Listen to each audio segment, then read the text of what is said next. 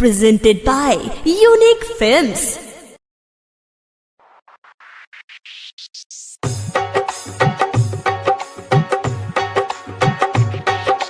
DJ Amit Raj.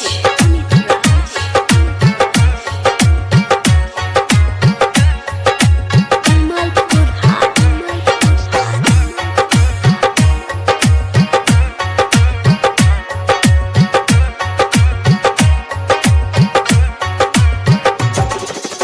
Mixed by Aditya Recording Studio, Gopalganj.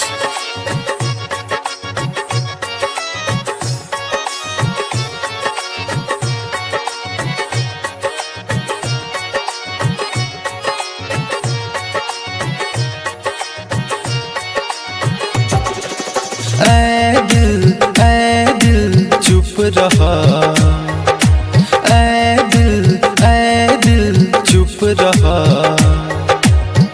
जन रोवा तू, जन रोवा तू।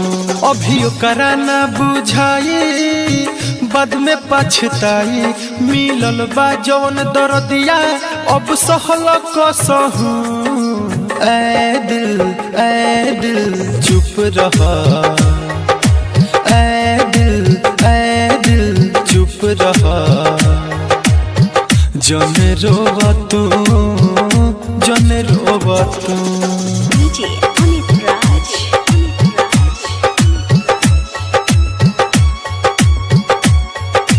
Kamalpur Haat.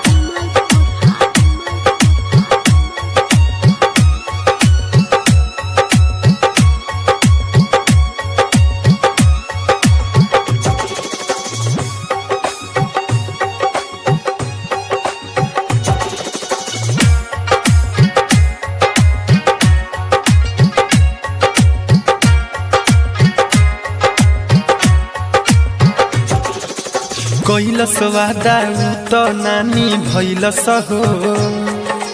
बीच रहिया में बहिया छोड़ के गैलस हो। कैसन मोड़ पे जिंदगी हिली अइलस हो। छोड़ के हमके दोसर के बहिया धैलस हो। जब दिलव करो दुखाई, बाद में पछताई। मिलल बा जवन दर्दिया, अब सहल कसहू। ऐ दिल चुप रहा, ऐ दिल चुप रहा। जन रोवा तू, जन रोवा तू।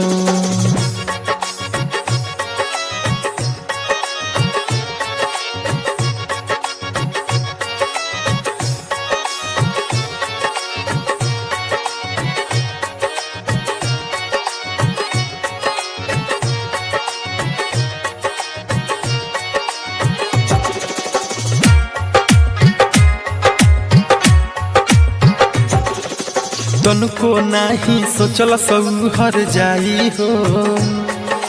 टूटल दिलवा लेके दीपक कहाँ जाई हो।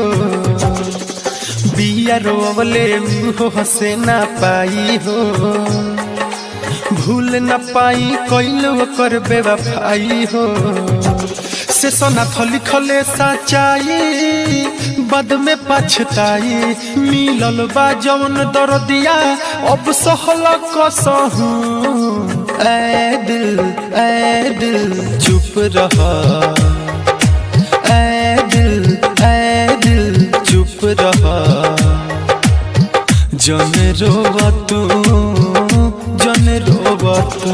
अभी ओकरा ना बुझाई, बाद में पछताई। मिलल बा जवन दर्दिया, अब सहल कसहू।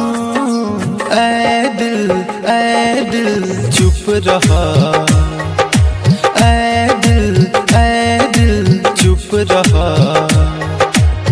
जन रोवा तू, जन रोवा तू।